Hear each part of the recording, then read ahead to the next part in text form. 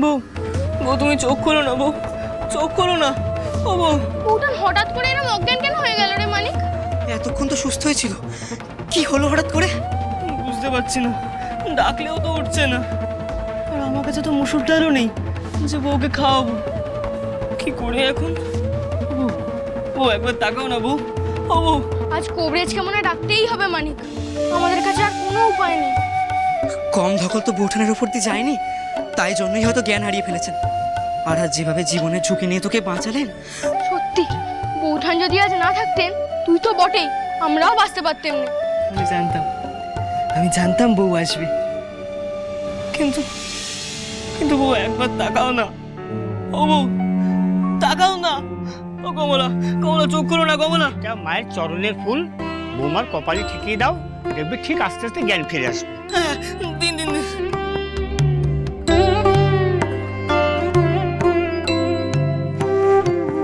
বউ তোমার মতো সেজেছে বলে তুমি রাগ করো না মা।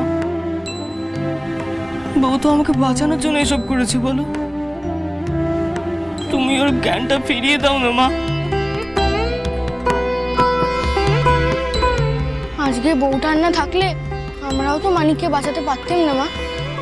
আর যার জন্য আমাদের প্রাণ বেঁচেছে, তাকে তুমি সুস্থ করে দাও মা কালী, সুস্থ করে দাও। বউ তো তোমাকে খুব বিশ্বাস করে, তোমার উপর ওর অগাধ ভরসা। তুমি ওর জ্ঞানটা ফিরিয়ে দাও মা।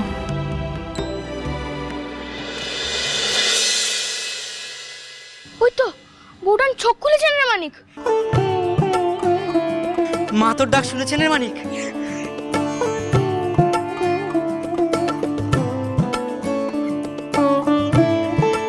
আস্তে আস্তে আস্তে আস্তে আস্তে আস্তে সাবধানে। তুমি ঠিক আছে?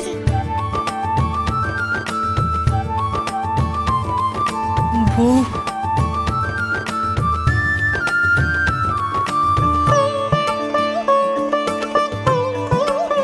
জয় মা, জয় মা।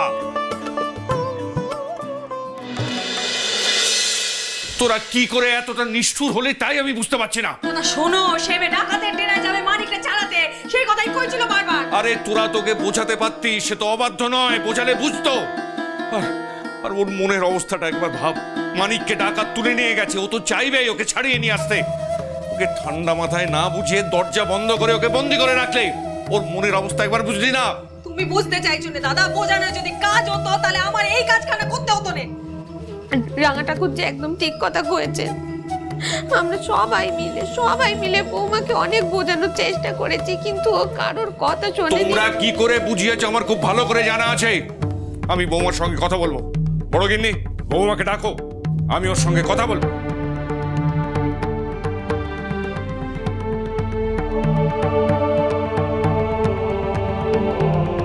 কেন দরজা খোল।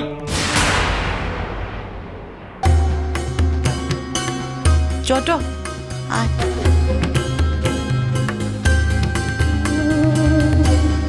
বৌমা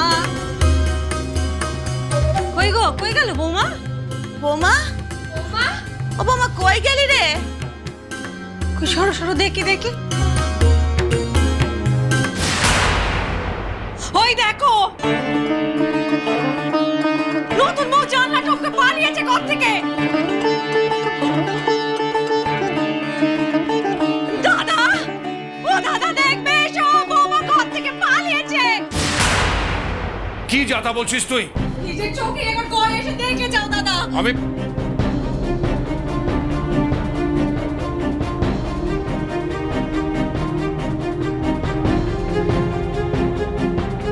এটা কি?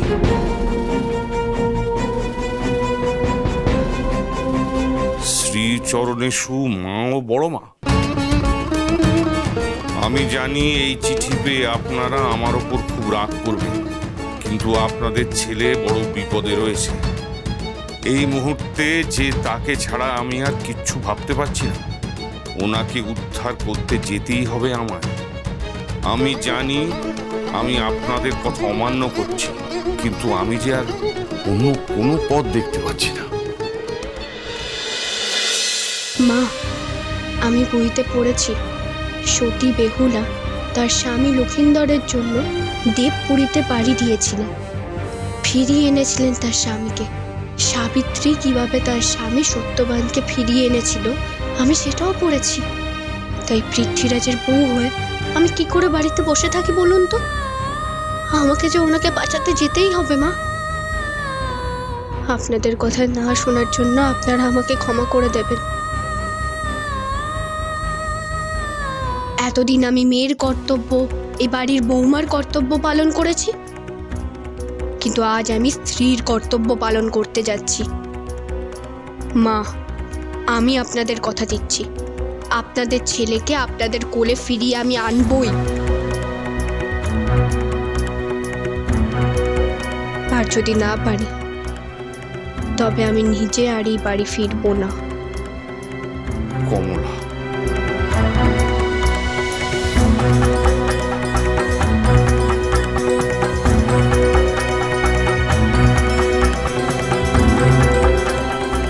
ধন্য এ কি সর্বনেশে কাণ্ড করলে গা?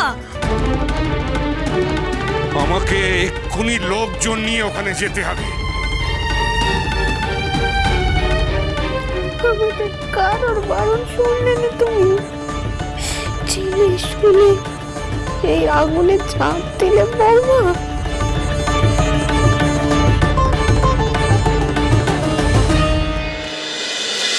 ঠাকুর মশাই, বলো মা। এই গয়নাটা আপনি রাখুন ঠাকুর মশাই। এই গয়নাটা দিয়ে কি হবে? ভবানী খুড়ো আর তার দলের লোকেরা এই ডেরায় আবার ফিরে আসবে বলে মনে হয় না। মনে হয় না মা, আমি নিশ্চিত ওরা আর এই মুখ আর হবে না। ওরা ডাকাত হলো, মা কালীর আদেশ ওরা কোনোদিন অমান্য করবে না। হ্যাঁ, ওরা তো মা কালীকে খুব মানেন। আনবেই তো, মা কালী ওদের সব। ওরা এখানে থাকতো বলে মায়ের পুজো রোজ হতো। তবে আমি চাই না ওনাদের অনুপস্থিতিতে মায়ের পুজো বন্ধ হয়ে যাক। আজ মা কালীর জন্যেই ওনাকে আমরা ফিরে পেয়েছি। তাই আমি চাই ভবানী খুড়োরা থাকাকালীন এখানে যেমন করে মায়ের পুজো হতো এখনো যেন তাই হয়। মায়ের নিত্য সেবায় যেন কোনো ত্রুটি না হয়। এই না হলে মুখজ্জে বাড়ির বউ মা কালী পুজোতে কোনো ব্যাঘাত করতে দেবে না। আর কখনো টাকার প্রয়োজন পড়লে মুকুজ্জে বাড়িতে এসে নিয়ে যাবেন, কেমন? বেশ, মা তোমাদের মঙ্গল করুন।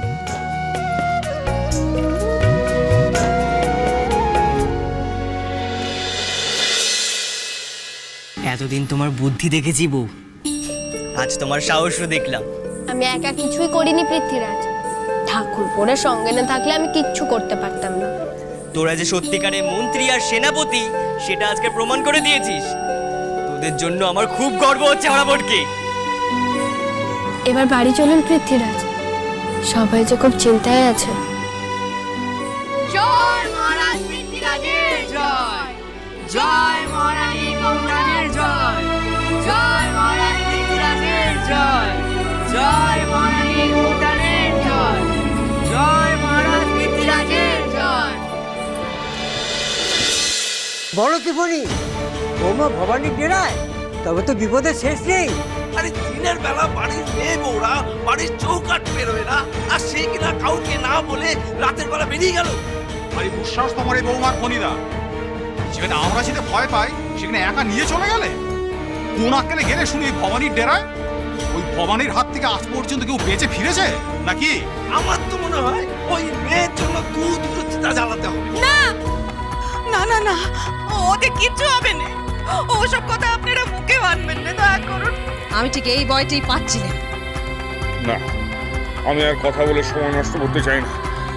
আমাদের যত তাড়াতাড়ি সম্ভব ওখানে পৌঁছতে হবে। জানি না যে বড় সড়ো কোনো বিপদ ওখানে ঘটে গেছে কিনা।